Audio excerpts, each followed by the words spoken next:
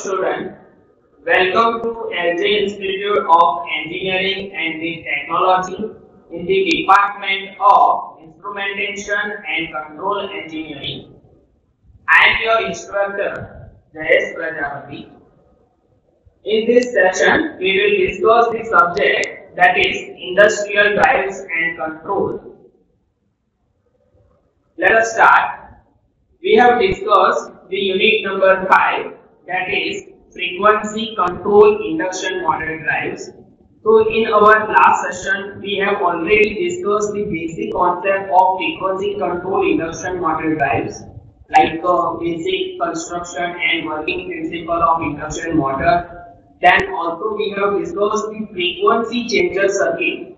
A frequency changer circuit having a two types, that is static frequency changer and dynamic frequency changer. So in this static frequency changer, we have already discussed the cyclone converter to convert AC voltage at one frequency to AC voltage at another frequency. Okay, with same magnitude. Okay, so that is a frequency changer circuit. And also in dynamic, we can use AC to DC converter, then DC to AC converter to vary the frequency. So that are the basic concepts that we have already discussed in our live session. So now in this session, we will discuss the content, that is inverter. Basically, inverter is a device that converts DC voltage into the AC voltage. So that is the inverter concept that we have already discussed in our power electronics. Now here we have to study the basics idea of inverter, and also we have to discuss the other types of inverters. Okay, so first we have to take, that is first type, that is a half bridge inverter. It is also called as a modified NC Murray inverter. And another type, that is full bridge inverter. Okay, that are the two basic types of inverter, half bridge and full bridge. And also we have to study, that is a voltage source inverter. Okay, so that is the content that we have to study in this session. So let us start with the half bridge inverter, like modified NC Murray inverter. So the first type, that is a half bridge inverter or modified NC Murray inverter. Basically, inverter concept is like to convert DC fixed voltage into AC voltage. So here we have to use a inverter circuit. So first of all, before we have to discuss this, we have to study the circuit diagram of half bridge inverter. So let us see the circuit diagram. In the circuit diagram, you can see we have taken the HCR, like thyristor 1, T1, then thyristor 2, T2, and it is connected across the DC supply. Okay, here you can see that is the DC supply. Okay, another DC supply. So here we can use a 2 DC supply. Okay, that means it is a half bridge inverter. So if we have to use a half AC supply, that times we can use a half 2 DC supply. Okay, then you can see we have to connect the load. Okay, so that is the basic circuit diagram for half bridge. Two thyristor T1 and T2, and two batteries connected across the load. And also we have to connect the capacitor to maintain a constant DC voltage across this thyristor. Okay, so that is a basic circuit diagram.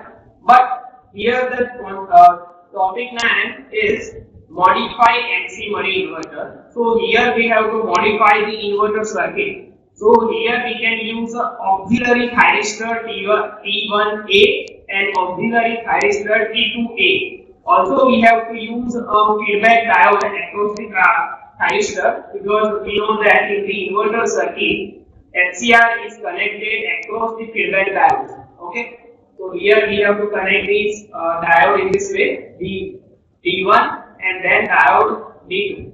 Okay, you can see in the figure we have connected the two diodes D1 and diode D2 across the thyristor. So always a feedback diode is used in DC to AC converters, and a freewheeling diode is used in rectifier circuit when the inductive load is used. Okay, so that is the difference between feedback and freewheeling diodes. So here in the inverter circuit, we have used two diodes D1 and D2. Now, as per the modified MC Murray inverter, we have to use auxiliary thyristor D1A, auxiliary thyristor D2A, and diode D1A and diode D2A. Okay, so that are the two auxiliary parts that we have to connect across this our circuit. So now we have to connect the circuit with the inductor, capacitors, and then it is connected with our actual circuit. And also here we have to connect the resistor R and connect it in this way. So that is the actual circuit diagram of half-bridge inverter. So it is also called as a modified MC Murray inverters. That's why we can use auxiliary thyristor D1A, D2A, and diode D1A and diode D2A. Now we have to study the basic operation of this inverter. So here we have taken a 2.8 terminal and B terminal across these capacitors. Okay. So now let us start the circuit operation by step 1, step 2. So the operation, here the inductor L and capacitors are known as the commutating inductor and capacitor respectively. Because inductor and capacitor are used to turn on and turn off this thyristor, that's why we can use known as the commutating inductor and capacitor. Then inductor accepts a DC voltage and provides alternating voltage of variable frequency across its load. So that is a function of inverter. Then the circuit arrangement assumes that the snowball are placed across the device to limit the dV/dt and its effect. So we have already discussed to protect our thyristor, we have connected the diode D1 and D2. That diode are called as a feedback diode, or it is called as a snowball circuit also. Okay, so here we have the snowball circuit, that is our feedback diodes. Okay. At the time of starting, the voltage across the capacitor is 0. So that are the some initial condition or some assumption that we have to discuss before the operation we have to start. So at the time of starting, voltage across the capacitor is 0. Okay. Now we have to start the operation. So that is a step 1. So in this step 1, we have to start the thyristor T1 and then thyristor T2A. Okay, so here two thyristor will be on in this step 1 or mode 1. So the current will flow diagram, current will be flow in this manner. You can see in this circuit. First of all, the current is going from upward side. Then it will be on the thyristor T1. Okay, and some current will be flow to the load side, and some current is flow on another direction also. So here you can see. The current direction is in the two way. Okay, some direction is in this way and some direction is this way. And also here the thyristor T1 will be on. Now some current will be go through the inductor and the thyristor T2A is on. Okay, you can see. Okay, current will be flow. So inductor having the polarity plus and minus. And current will be flow on this direction to the T2A thyristor will be on, and this, the remaining current will be flow on this way. So that is the direction of current that can be flow in this step 1. Okay, and here you can see the thyristor T1 and T2A will be on, and inductor will be charged with this polarity. Okay, so that is the mode 1. Now in the mode 2. We have to see, first of all, we have to discuss the mode 1, that is T1 and T2A are getting on. that already we have discussed the figure. Then a current from the DC source which partially goes through the switch T1 and the load, and the rest goes through the T1 and C and T2A. So that is explanation how the current will be flow. Okay. Here in the circuit also we have seen some current will be flow to the T1, then L, C and then T2A. Then the capacitor C is charged with A positive and B negative terminals. Okay, here capacitor having a two terminals A and B. So A is charged with a positive A polarity and B is charged with a negative polarity. The capacitor will charge to a voltage greater than the twice the voltage source VD. Okay, the input source, that is a VD, but the capacitor will be charged at twice the input voltage VD. Okay, DC voltage, whatever the DC input voltage VD, but the capacitor will be charged at twice that. Okay, with that times the capacitor across voltage is higher than the input DC voltage. So that are the operations that is done in this step 1. Now we have to discuss the step 2. So in the step 2, before we have to enter in the step 2, you can see to turn off the T1, to turn T1 off, T1A is turned on. Thus, applying positive voltage from the capacitor to the cathode of T1. That means if we have to turn off the T1, that times we have to turn on the another thyristor, that is T1A. Okay. Actually, this is a half wave inverter, but we have to use an auxiliary thyristor. So we have to use like a full wave inverters. Okay. When capacitor current exceeds the load current, the current access to the load current flows through the diode D1s. Okay. That times here, whenever the thyristor will be off, that times the inductor, polarity inductor will charge some kind of energy that will be released from this diode D1, and another thyristor T1A will be on. Okay. And the frequency of load voltage is determined by the rate at which T1 and T2 are enabled. Okay. At which time the T1 and T2 are enabled, that times the frequency of the load will be decided. Now we have to discuss this step 2. In this step 2 already we have discussed some of the important points, but here you can see the current actual flow in this step 2 will be in this way. First, the current will be go to the T1A will be on. Okay, and some current will be flow through the inductor to this way, and the diode D1 will be on. Okay, thyristor D1 will be off, and here also the T2A will be also off, and the thyristor T1A and the diode D1 will be on. So the current direction in this step 2, that will be in this manner. Okay. And here in the downward side, the current also in this way. Okay. Capacitor C2 will provide this current direction through the diode D2. Okay. So there are the two current directions that is in the step 2 of half bridge inverter. So whenever in the exam we have to explain this topic half bridge inverter, that times you have to explain the step 1, step 2 and every current expression by this every figures. Okay, and also describe with this explanation. So that is a half bridge inverter. Okay, and also that is the polarity of inductors. Now the next topic, that is a full bridge inverter. The operation of full bridge inverter is look like same as a half bridge inverter, but that is a new modified MC-Murray inverter circuit diagram. So here we can also use auxiliary thyristor and auxiliary diode.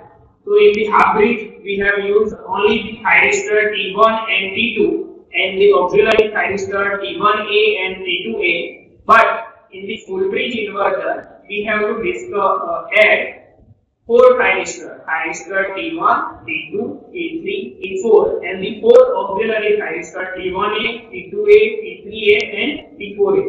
So let us see the circuit diagram. That is a circuit diagram for full bridge inverter. So let us start with the input DC supply. Okay. Here we have used only single DC supply, not a 2 DC supply, because that is a full bridge inverter. Okay. Then we have to use a capacitor to maintain a constant DC voltage across the circuit.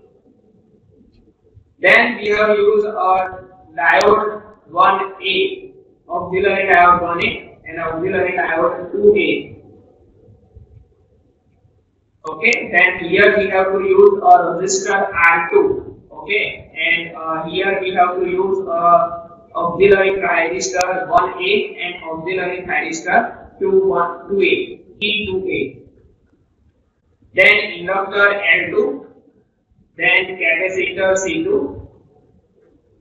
Then we have to connect the load, and then we have to connect the another inductor L1 and another capacitor C1, okay, and resistor R2. So that is a circuit that we have to already explain in the half bridge. So that is similar circuit. Here auxiliary portion we have already explained. So here another 2 diodes, diode D2A, D3A, and then diode D4A also connected to the circuit. Then here the thyristor T1 and here the thyristor diode D1 is connected like feedback diodes. Okay, actual the thyristor D1 and then D2 and across the diode D2. Okay.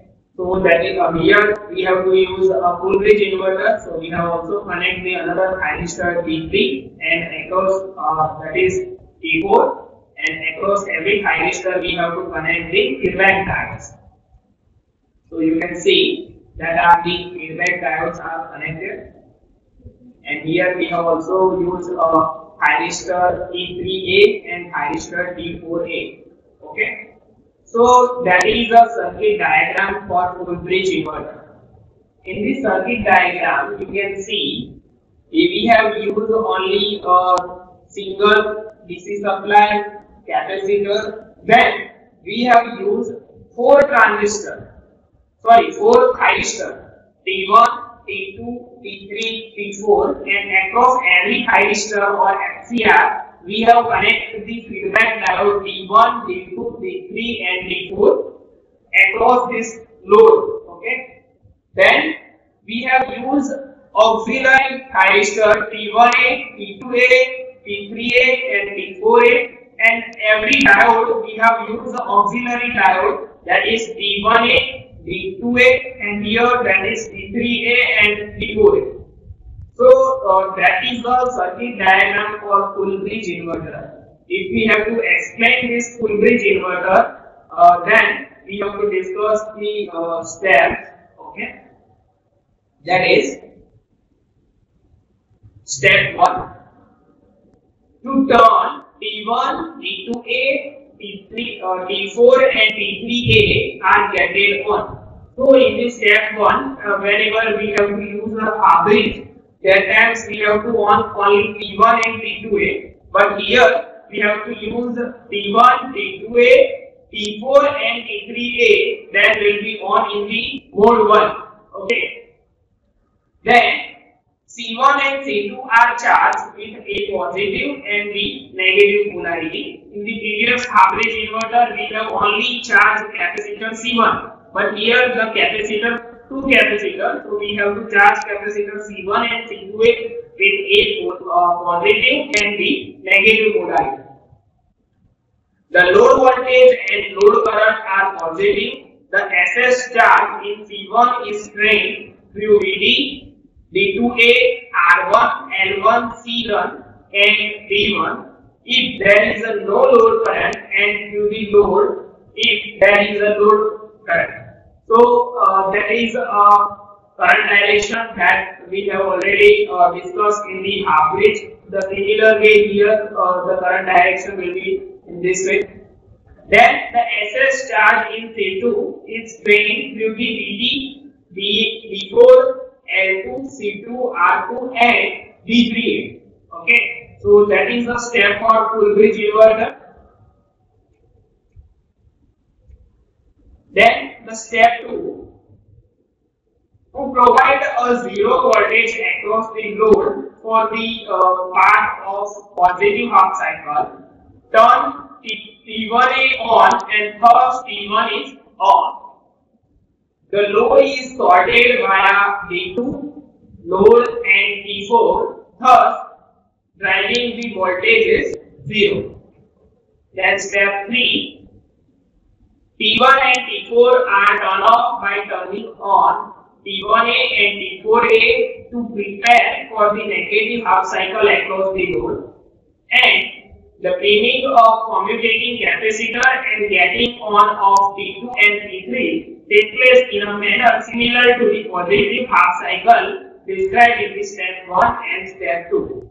Okay, so actually in the full bridge inverter we have to use a half bridge inverter reference, but here in the full bridge inverter we have only explained the basic circuit diagram and the steps, step 1, step 2 and step 3. So if we have to try to explain, then you can also do the mode 1 current direction, mode 2 current direction, also you can explain by this way.